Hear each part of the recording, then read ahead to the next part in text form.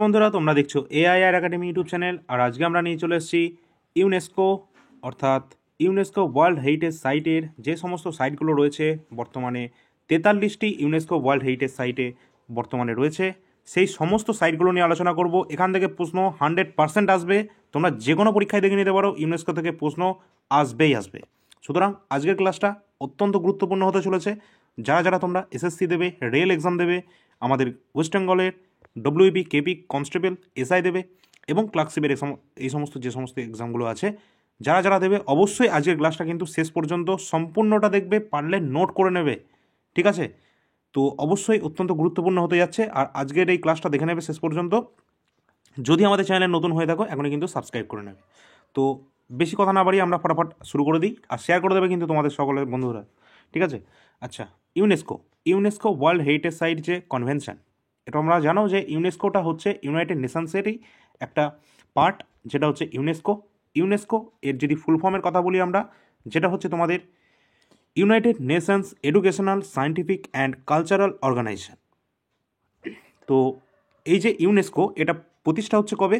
1972-এ যে প্রতিষ্ঠা হচ্ছে ইউনেস্কো কনভেনশনের মাধ্যমে বিশ্বজুড়ে সাংস্কৃতিক এবং প্রাকৃতিক স্থানগুলিকে স্বীকৃতি দেওয়ার জন্য এবং তাদেরকে রক্ষা করার জন্য এই ইউনেস্কো কিন্তু তৈরি হয়েছিল।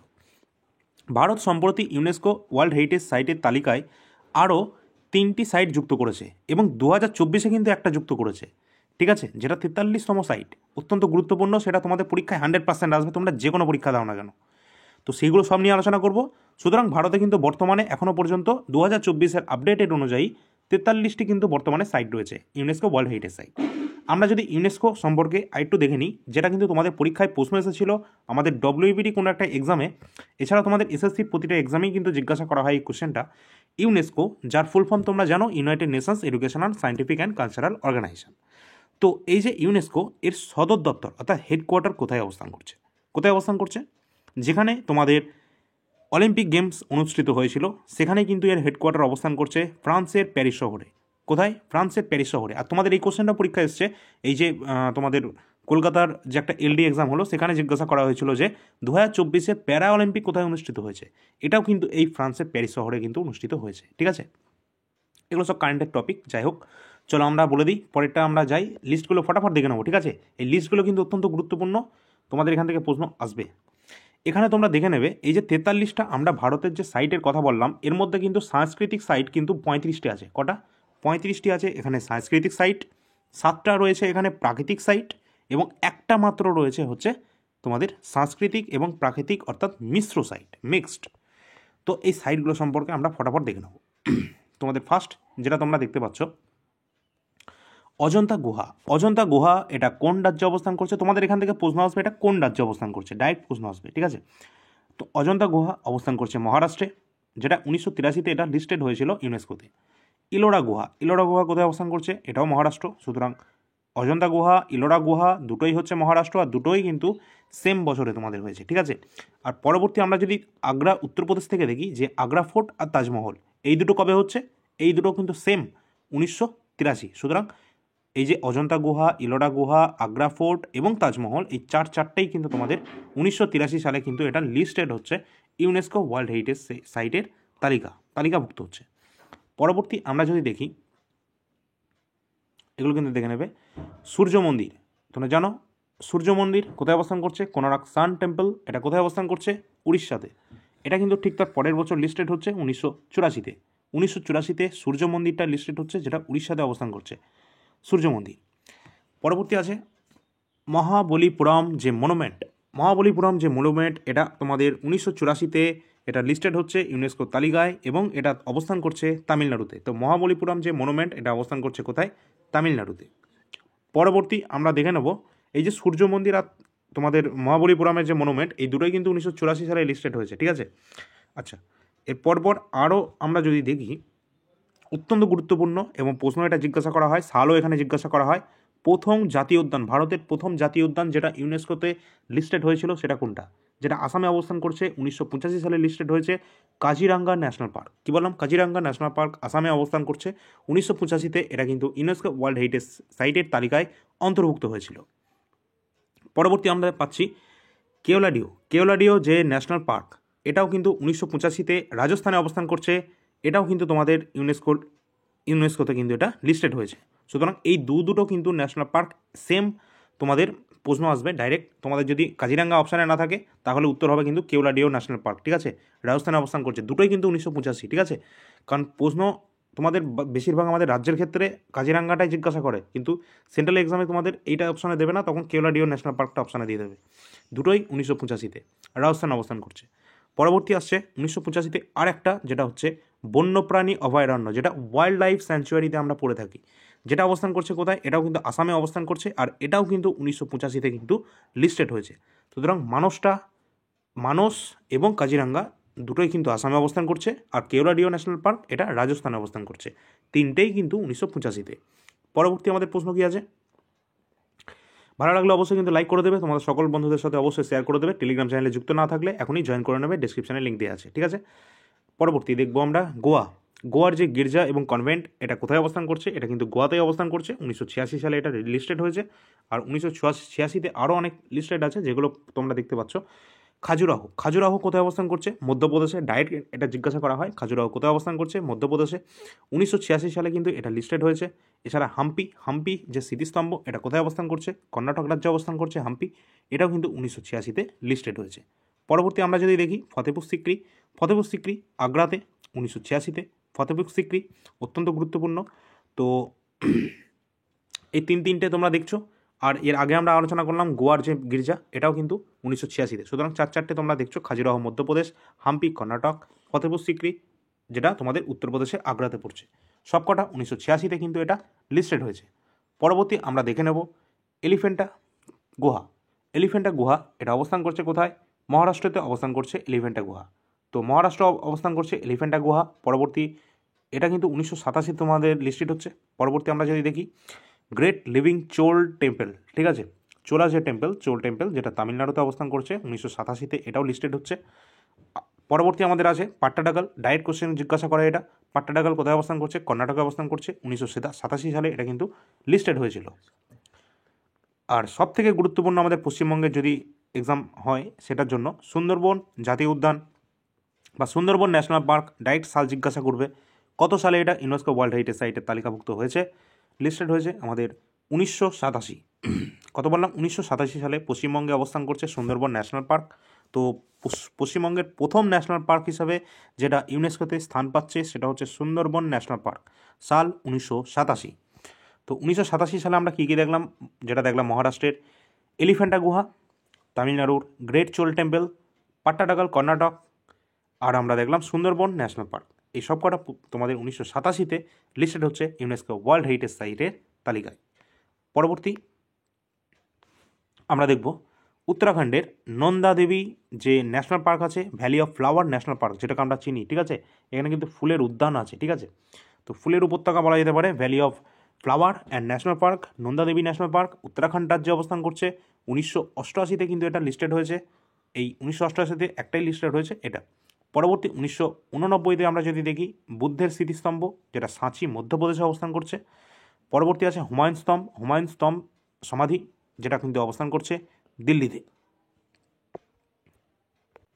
অবস্থান করছে। 1993-তে এটা কিন্তু লিস্টেড হচ্ছে ইউনেস্কোর তালিকায়। পরবর্তী আমরা দেখব কি কুতুব মিনার। তোমরা সকলে জানো কুতুব মিনার কে তৈরি করেছিল? তোমরা জানো সেটা? অবশ্যই সেটা কমেন্ট সেকশনে কমেন্টের মাধ্যমে জানাবে, যারা জানো, ঠিক আছে। এর আগের ক্লাসে কিন্তু এগুলো কিন্তু আমরা আলোচনা করেছি, ঠিক আছে। কুতুব মিনার, আলাই দরওয়াজা, বিভিন্ন দরওয়াজা, ঠিক আছে।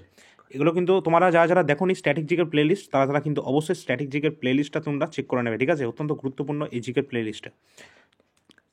আর অল ইন্ডিয়া র্যাঙ্কার্স ইউটিউব চ্যানেলে তোমাদের কালকেই তোমাদের এসএসসি নয়, রেলের 133টা শিফটের সম্পূর্ণ বাংলা ভাষায় সলিউশন আসছে কাল থেকে, ঠিক আছে। তোমরা অল ইন্ডিয়া র্যাঙ্কার্স ইউটিউব চ্যানেলটা সাবস্ক্রাইব করে নেবে, ঠিক আছে।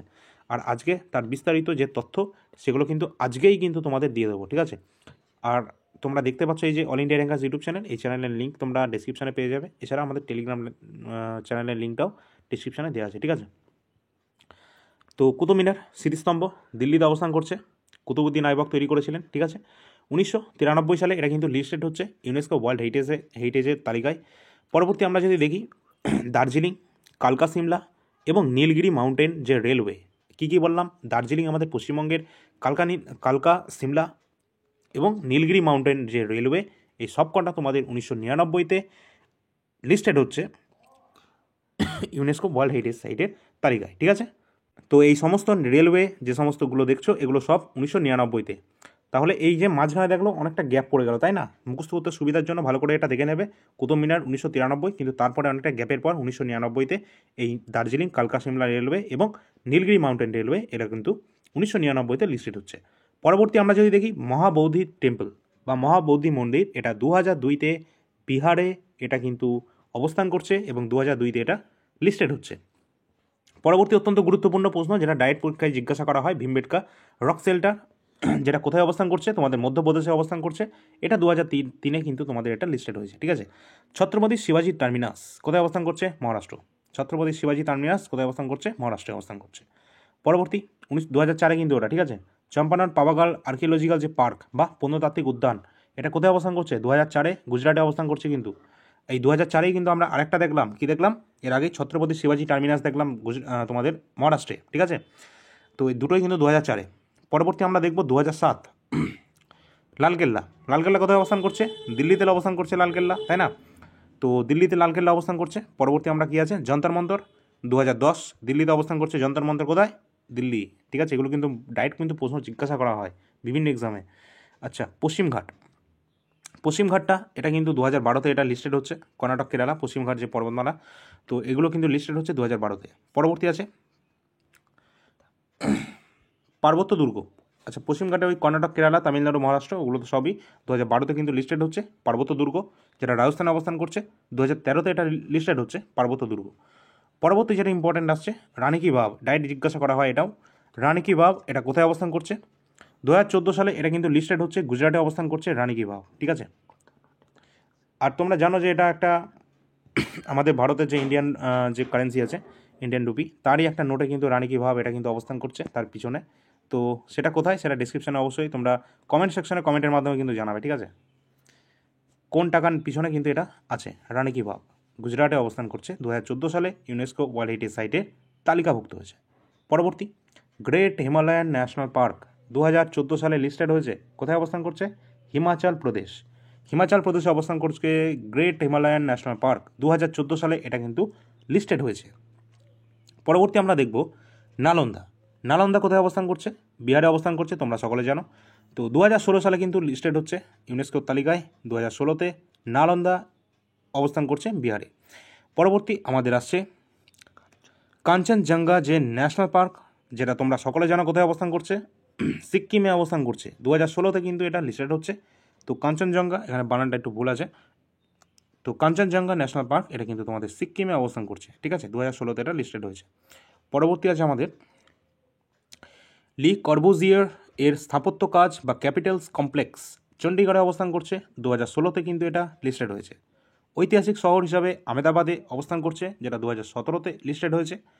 ভিক্টোরিয়া গথিক এবং আর্ট ডেকো এনসেম্বল 2018-তে মুম্বাইতে অবস্থান করছে। পরবর্তী আমরা দেখব 2019 অত্যন্ত গুরুত্বপূর্ণ গোলাপি শহর আখ্যা দেওয়া হয় কাকে? জয়পুরকে। রাজস্থানের জয়পুর ক্যাপিটাল সিটি। 2019-এ কিন্তু এটা লিস্টেড হয়েছে। পরবর্তী আমাদের কোশ্চেনে আসার আগে আমরা একটু দেখে নেব আমাদের কারেন্ট অ্যাফেয়ার্সের ইবুকটা। তোমাদের যাদের যাদের বলছি তোমরা একটু ভালো করে শুনবে। তো কারেন্ট অ্যাফেয়ার্সের ইবুকটা তোমরা যারা যারা নিতে চাও 51 টাকায় কিন্তু তোমরা পাবে। সম্পূর্ণ জানুয়ারি থেকে ডিসেম্বর পর্যন্ত তোমরা কারেন্ট অ্যাফেয়ার্সের ইবুকটা পাবে। যারা যারা নিতে চাও ডিসক্রিপশনের লিঙ্ক দেওয়া আছে, তারা কিন্তু ওখানে যোগাযোগ করে নেবে। ইবুকটা তোমাদের আগে দেখিয়ে দিই, তারপর বলছি। তোমরা স্ক্রিনে দেখতে পাচ্ছ কারেন্ট অ্যাফেয়ার্স, যেটা জানুয়ারি থেকে ডিসেম্বর পর্যন্ত। কোন নম্বরে যোগাযোগ করবে যারা যারা নেবে? 9593142593 এই নম্বরে যোগাযোগ করবে। ডিসক্রিপশনে লিঙ্ক দেওয়া আছে, ক্লিক করবে, ডাইরেক্ট হোয়াটসঅ্যাপে চলে যাবে। সেখানে তোমরা মেসেজ করবে, অবশ্যই সেখানে তোমরা ডেমো পিডিএফটা দেখতে পারবে। এখানে কারেন্টের সাথে সাথে কয়েকটা ইম্পর্টেন্ট টপিকও দেওয়া আছে, যেগুলো স্ট্র্যাটেজিকের মধ্যে পড়ে।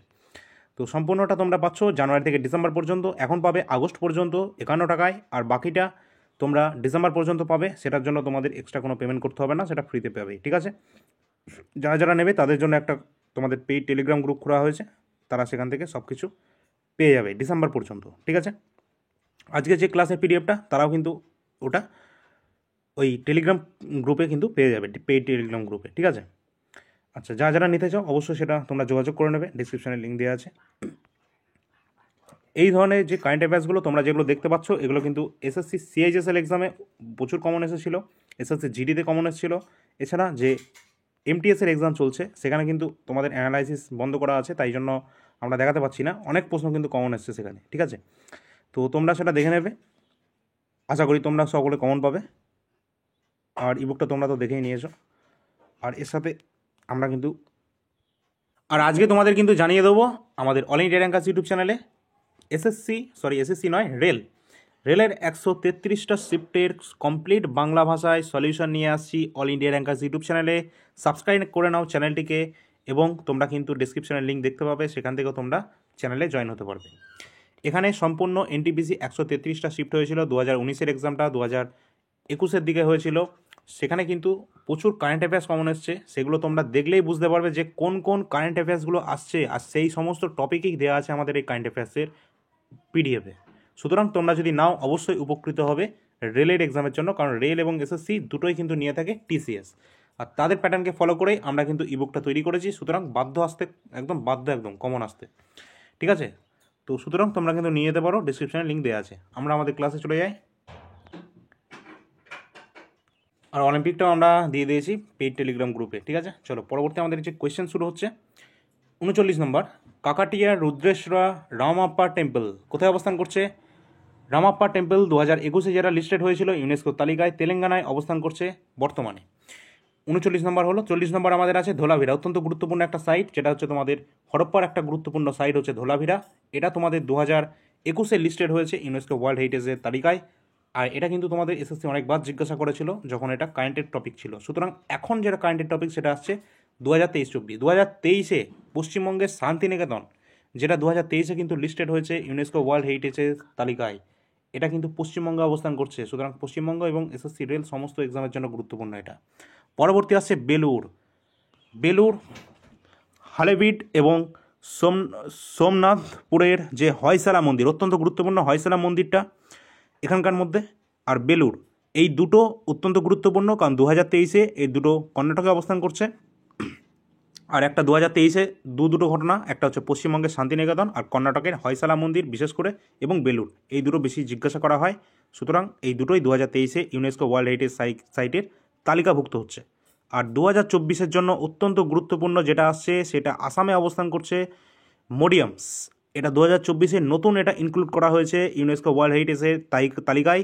এটা হচ্ছে 43তম, তোমাদের পরীক্ষায় এরকমভাবে জিজ্ঞাসা করা যেতে পারে যে 43তম ইউনেস্কো ওয়ার্ল্ড হেরিটেজ সাইটের তালিকাভুক্ত যে নিচের কোনটি?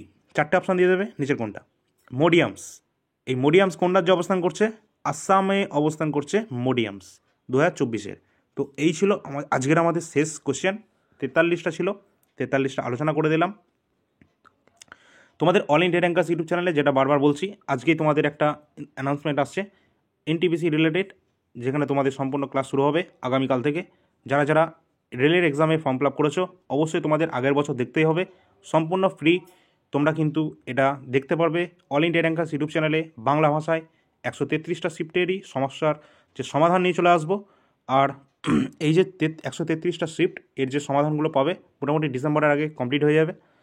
আর তোমাদের এনটিপিসির যে এক্সাম আশা করি ফেব্রুয়ারি টু এপ্রিলের মধ্যে হবে 2025-এ, ঠিক আছে? তার আগে হবে না। সুতরাং অত্যন্ত গুরুত্বপূর্ণ হবে তোমাদের এই ক্লাসগুলি, তোমরা কিন্তু দেখে নেবে। আর এসএসসি জিডি কনস্টেবল 2024-এর সলিউশন নিয়ে আসছি খুব তাড়াতাড়ি। জিকের কোশ্চেনের সলিউশন নিয়ে আসবো, সেখানে 20টি করে কোশ্চেন আছে, সেগুলোও তোমরা পেয়ে যাবে খুব তাড়াতাড়ি। তার অ্যানাউন্সমেন্ট আমরা করে দেবো, ঠিক আছে? তো আজকের আমাদের এই পর্যন্ত ছিল ক্লাসটা। আর অবশ্যই তোমরা যদি ভালো লেগে থাকে আজকের ক্লাসটা, তো তোমরা লাইক করে দেবে, শেয়ার করে দেবে তোমাদের সকল বন্ধুদের সাথে। আর যদি ভালো লাগে অবশ্যই সেটা তোমরা মতামত জানাবে যে কীরকম লাগলো আজকের ক্লাসটা।